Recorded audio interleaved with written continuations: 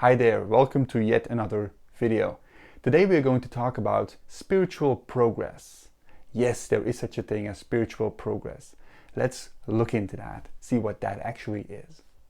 You know, we are used to thinking in our day-to-day lives in terms of what I am or have right now, as opposed to what I want to have or what I want to be in the future. That point, you know, over there somewhere, not here, somewhere in the future. And we're going to place spiritual practice into the same mind frame because we put everything in the same mind frame. But with the spiritual path, it's a little bit different. You cannot actually place the spiritual path in that framework. Why? The reason is that you cannot achieve anything in the future on the spiritual path, because everything that you achieve is for the separate self, for the ego. The spiritual path does not lead to anything that you can gain, that you can get. The simple reason is that you already have it. The spiritual path leads to right here, right? It leads to right here because here is everything that you want, everything that you search for, everything that you need. It's outside of time and space. Therefore, it's not somewhere else and it's not in another time. So what is the problem? Why are we not right here, right now? I mean, why are we not aware of this?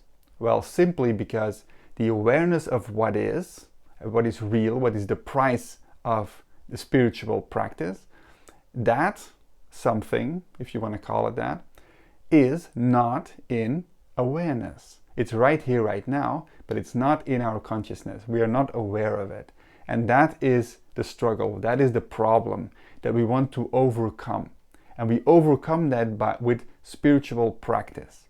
So it doesn't lead to something in the future, it leads to here. And this is the important thing to realize, because that means that you're not going to get anything. It's like there is no hope for the ego, for the separate self in the future. There is only the getting aware of or getting conscious of that which is here right now. So it's the end of hope. It is not going anywhere. It is realizing what already is. That is the spiritual path. Now, of course, if you are inclined to inquire, to ask questions and to find answers to those questions, which is part of the spiritual practice, you can do that. It's kind of like philosophy. That is very good for two reasons. One is to understand, like wisdom, clarity, understand it in the conceptual form, so in the way that we humans think, right? That's what it is beneficial for. And the second thing is to communicate. Like if I want to communicate to you, like via these videos, I do that with concepts. And those concepts are concepts formed out of wisdom or out of clarity. So you need to kind of condense that into a form that you can talk about, right? And also it brings clarity to our way of thinking in daily life. But it's optional though, because the real practice and the one that you cannot miss, you cannot skip, the one that you need to do is the practice of being in what is rather than being in the mind. That is the only true spiritual practice. So you do that by a spiritual practice that has two aspects to it.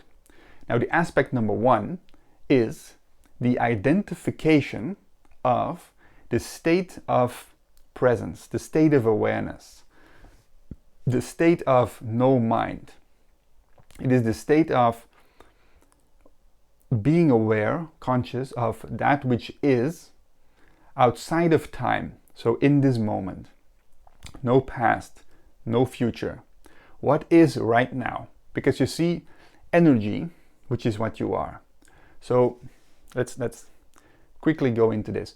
Energy, which is the essence of what you are, which is shining through your eyes right now, has no boundaries, it has no form, it is not limited to the form of your body that it comes out of.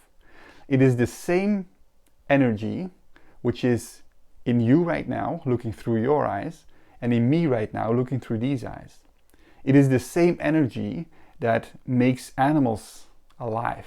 An animal is alive because of that energy. It is the same energy that forms everything around you. Everything that you see around you is that energy condensed into form. It's the same energy of a nuclear explosion when it goes off. It is universal energy that forms every form in existence. That is what you are. Now, that energy is potential energy, meaning that it is not formed into anything unless it goes through an observer, a form that makes it into something. In our case, it goes to a human form. So it goes to the human brain and therefore forms the human reality that we experience. Now, if this goes in the natural way, then this energy shines through the brain and then forms a very peaceful and happy existence without any problems and without any time. But when this energy goes through the brain and the brain has neurological connections that form concepts and thoughts, and it goes through that, it warps itself and it creates a warped reality in which there is a separation of every single form out there, and me included. And that is the dream of me. And in that dream there is time, past and future. So this is energy warped and then creates a warped reality. So you need to be able to identify, this is step number 1 into the true spiritual practice. So you identify the state in which there is no me, no mind, and no time. And there is a full awareness. The dimmer switch of your awareness goes up of that which is present, that which is real, that which is actual, so which is happening right now. So that, the identification of that first, and then the second thing is to prolong that, so you stay in that state. When you do that on a regular basis, what you do is you transform your consciousness from the warped reality of the dream into the real reality of presence itself. And now this can only seem like a spiritual path or a spiritual progress in hindsight. Let's say that you meditated yesterday for 2 hours. Then when you look back on that, then you say, yesterday I meditated for 2 hours. So I was doing my spiritual practice, my only real spiritual practice, which is the prolonging of that identified state of beingness.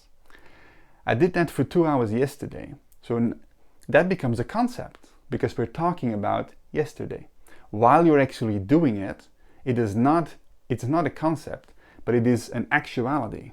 It is a shifting from your perception from the dream to clear perception and the free flow of energy. So that is the real practice, because what you will realize after that is that actually this meditative state of isness, of beingness, is functional on itself. And therefore you will go into a different reality, from the dream reality to the reality of what is. And that becomes your new reality, because you spend so much time in it. But you see, I can only say we spend much time in it in hindsight. When we're talking about something which is not actual, then it becomes a concept that we can express right now. In the doing of it, there is no concepts. Therefore, there is not a real practice, because from the state of isness, you see that there is no practice to be done. Only from the dream there seems to be a practice. But when the practice is in actuality, so when you're doing the practice, there is no practice.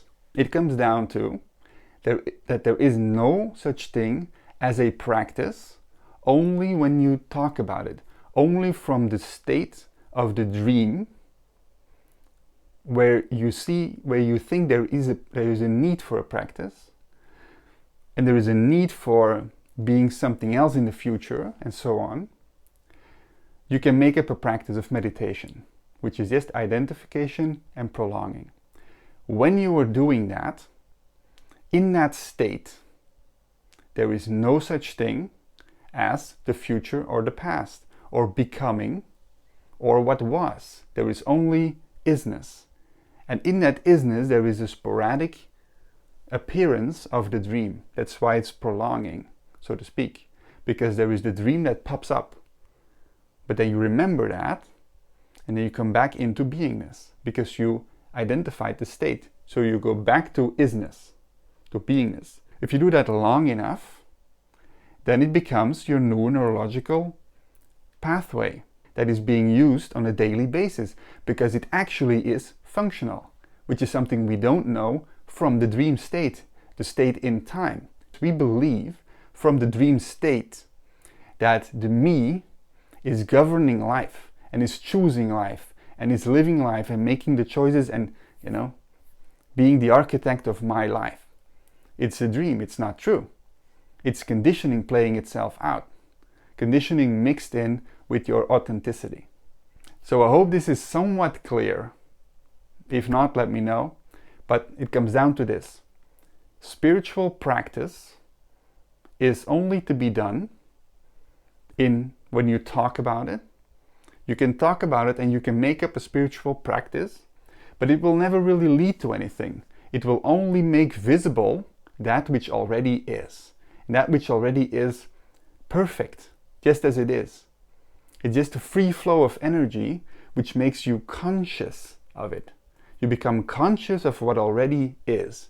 That is the spiritual practice, and the only spiritual practice to be done. Okay, I'm going to leave it at that for this video.